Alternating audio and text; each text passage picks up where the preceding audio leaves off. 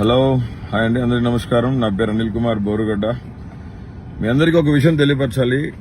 మహాసేన రాజేష్ అనేవాడికి ప్యాంటు తడిసిపోయి అడిగి మోషన్స్ అవుతున్నాయి.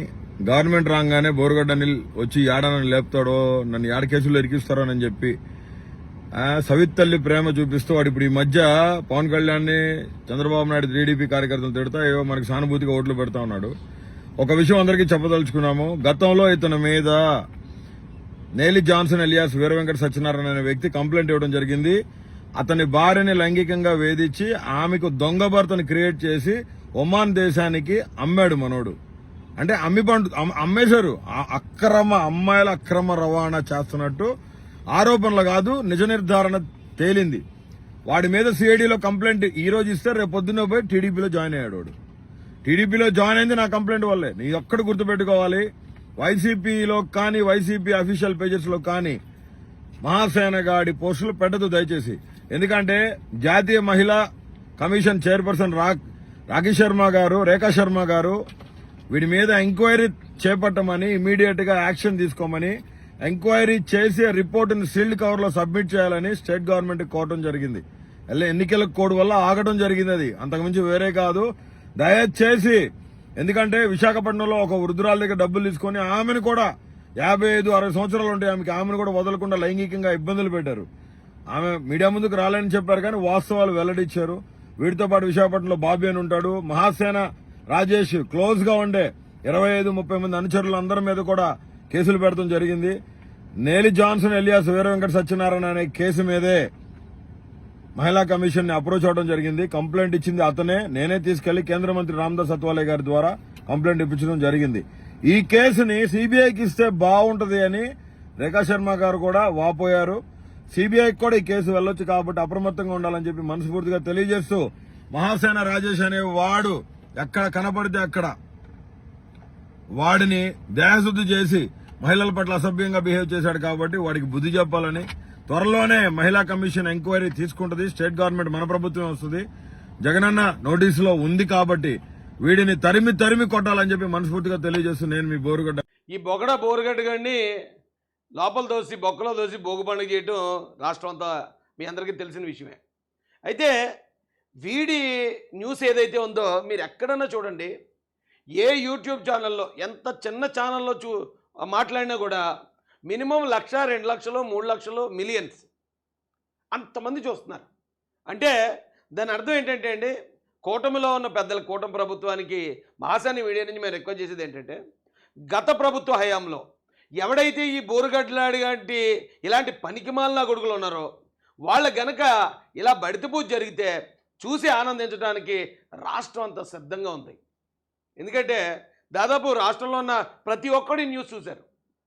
ఎంత చిన్న ఛానల్ మీరు చూడండి కాలుతాయి యూట్యూబ్లో, ఎంత చిన్న ఛానల్ అయినా సరే దానిలో మినిమం 1,00,000 అంటే అంత వెయిట్ చేస్తున్నారండి ఆంధ్రప్రదేశ్ ప్రజలు. 56% ఓటింగ్ కూటమికి కట్టబెట్టి ఎవరైతే ఇలాంటి సైకోగాళ్ళు ఉన్నారో వాళ్ళందరినీ తొక్కిపెట్టి నారదీయండి అని తిరుగులేని అధికారం కట్టబెట్టారు.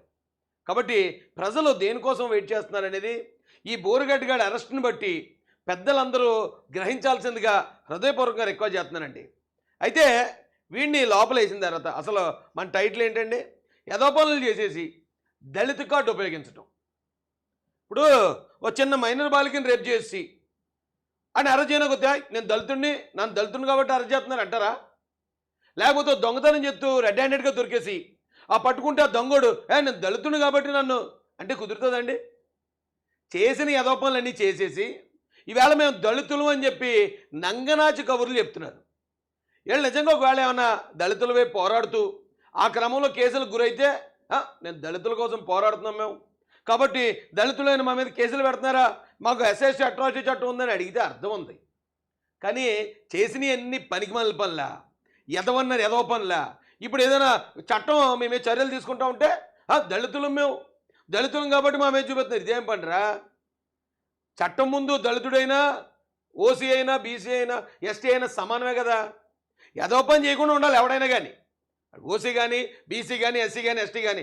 ఏదో పని చేయకుండా ఉంటే చట్టం మీ జోలికి రాదు. ఏదో పని చేస్తే అడులేదు ఇడలేదు వెళ్ళిపోవడమే, బొక్కలోకి వెళ్ళిపోవడమే, డౌట్ లేదు అందులో. ఇప్పుడు ఈ బోరుగడ్డగాడు కొత్తగా ఇంకో నినాదం తీసుకొచ్చాడండి. వీడు మాట్లాడిన మాటల్ని మళ్ళీ అత్తమాట చూపించలేం కానీ వీడేమంటాడంటే వైసీపీ నేతలు ఆదేశిస్తేనే తిట్టా, అండగా మేము ఉంటాం, దళితుడివి మంచి భవిష్యత్తు ఉందంటే దూషించా, కానీ ఇప్పుడు ఒక్కడో పరామర్శకు రాలేదు. తిట్టిన వాళ్ళను కాళ్ళు పట్టుకుని క్షమాపణ కోరతా, అప్రూవర్గా మారతా, పోలీసుల వద్ద కన్నీరు పెట్టుకున్న బోరుగడ్డ అనిల్. ఊరుకో ఎద్దులో ఉండి ఎడితే చూడడానికి దరిద్రంగా ఉంటుంది. నువ్వు నీ దరిద్రం వేసాలు, నీ దరిద్రం నా కొడక, ఎంతెంత ఎగిరి పడిపోయారో ఎదవ నా కొడక. నీ మాటలేంటి, నీ గడ్డ ఒకటి పెంచుకుని పెద్ద గొంతేసుకుని ఇలా వీడియో పెట్టుకుని లాళ్ళు లేపేస్తా, ఈళ్ళు లేపేస్తా, వాళ్ళింట్లో ఆడవాళ్ళు, వీళ్ళింట్లో భార్యలు. నీ అమ్మ మాట్లాడేటప్పుడు ఏమైంది ఇది అంతానే? సారీ ఏమనుకోకండి, ఏమైందిరా నీ బుద్ధి అంతా ఏమైందిరా? ఇంకా కూటమి ప్రభుత్వం ఇంకా చాలా డీసెంట్గా బిహేవ్ చేస్తున్నారు బాబు నీతోటి. అసలు నిన్ను ఎలా చేయాలంటారా? అరే బోరుగడ్డ, నువ్వు మొత్తం రాష్ట్రం అంతా నిన్ను ఒక టాప్లెస్ వ్యాన్ ఉంటుంది, అంటే టాప్ లేకుండా వ్యాన్ ఉంటుంది, నీకు వ్యాన్ కరెక్ట్, నీకు మళ్ళీ ఆటో అయితే సరిపోదు. ఆ టాప్లెస్ వ్యాన్లో నీకు సున్నం బొట్లెట్టి మొత్తం నీ ఒంటి మీద అండర్వేర్ తప్ప ఇంకేమీ లేకుండా చేసి నేను మొత్తం రాష్ట్రం అంతా తిప్పాలరా. ఇక మహిళల్ని ఇలా తిడితే అలాంటి ఎదవని ఇలా ఊరేగిస్తారంటని నీలాంటి సైకోగాళ్ళందరికీ అదొక గుణపాఠం అవ్వాలరా బాబు. అసలు చట్టం దానికి ఒప్పుకోవట్లేదు, చట్ట పరిధిలోనే కూటమి ప్రభుత్వం వెళ్ళిపోతుంది కాబట్టి సరిపోతుంది, కానీ లేకపోతే నీలాంటి వాడికి అదే కరెక్ట్. ఎంత ఘోరమైన మాటలండి బాబు. ఆడలేడు ఈడలేదు, ఎవరిని పడితే ఆడినే. ఇప్పుడు ఈనాడు నేను వైసీపీ వాళ్ళు తిట్టమంటే తిట్టని అబ్బా, వైసీపీ వాళ్ళు తిట్టమంటే ఎవరింట్లో ఆడాలని పడితే వాళ్ళ ఇంట్లో ఆడాలని తిడతావా? వైసీపీ వాళ్ళు తిట్టమన్నారంటే ఇప్పుడు వచ్చాడా జగన్? జగన్ నీకు బెయిల్ పెట్టాడా? నీకు ముందస్తు బెయిల్ ఇప్పించాడా? నీకు సుప్రీంకోర్టు నుంచి బెయిల్ ఇప్పించా? చెప్పరా నా కొడక. ఎక్కడొచ్చాడు రా జగన్ నీతోటి? ఎవడో గడ్డి తినమంటాడు ఎదవా. నీ బుర్ర ఏమైందిరా? ఇవాళ దళితులని గుర్తొచ్చిందట. పాప వాళ్ళ వైపు వచ్చి మాడుతుంది, ఏమంటాం మరి ఇంకేం చేయలేము. మేము దళితులు అని అంటుందమ్మా. దళితులు అందరూ అలాంటి ఎదవ బతుకట్లేదమ్మా. మేము మాట్లాడాం, మేము పోరాడాం జగన్ రెడ్డి మీద, ఇదే జగన్ రెడ్డి మీద అతను అధికారంలో ఉన్నప్పుడు పోరాడాం. అంతేగాని అధికారం అండ చూసుకుని ప్రతిపక్షం మీద నోటుకొచ్చినట్టు రెచ్చిపోలేదు, నోటు దూరం తీర్చుకోలేదు. జగన్ అధికారంలో ఉన్నప్పుడు అతని మీద మాట్లాడాం. జగన్ కేసులు పెట్టినా ఎదుర్కొని నిలబడ్డం తప్ప మేము దళితులం కాబట్టి మేము కేసు వేసేటండి అని ఎదవేడుకలు మేము ఏడలేదు. ఎందుకంటే న్యాయానికి నిలబడ్డాం, న్యాయం కోసం పోరాడాం అంతే తప్ప ఎవరిళ్లలో ఆడవాళ్ళ గురించో, పసిపిల్లల గురించో, భార్యల గురించి, పుట్టుకల గురించి నోటుకు వచ్చినట్టు బాగితే నీ నాలుగు కోసేయాలరా, అసలు నీ నోట్లో సీసం పోయాలరా. అలాంటి ఎదవ ఈరోజు వచ్చి నన్ను వాళ్ళు ఎవరో తిట్టమంటే తిట్టాను అన్నాడటండి. ఒప్పుకుంటారండి? ఈ రాష్ట్ర ప్రజలు ఎవరైనా ఒప్పుకుంటారా?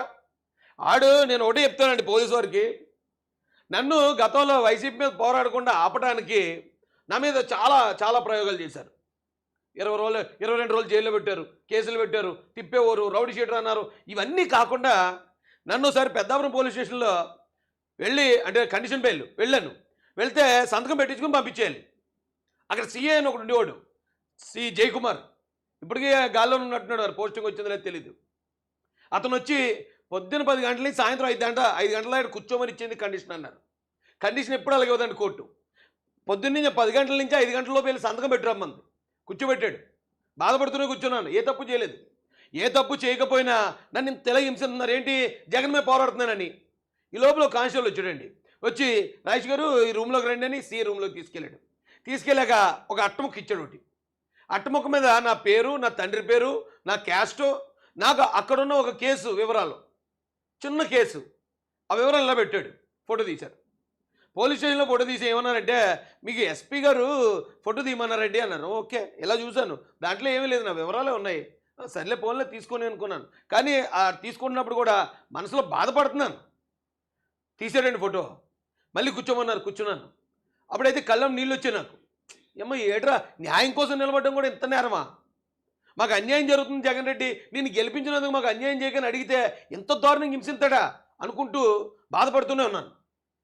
నేను బయటకు వచ్చానండి, ఒక 2-3 గంటల తర్వాత వెళ్ళమన్నారు, వచ్చాను. నేను వచ్చేటప్పటికి మొత్తం సోషల్ మీడియా అంతా ఫోటో హల్చల్ చేస్తుంది. ఏంటంటే రౌడీ షీట్ ఓపెన్ చేశారట రాజేష్ గడి మీద. రాజేష్ గడి ఇదిగో రౌడీ షీటరు, ఇగో పలకేటి ఫోటోలు తీశారు పోలీసు వాళ్ళని, మొత్తం వైసీపీ సోషల్ మీడియా అంతా అదే ఉంది.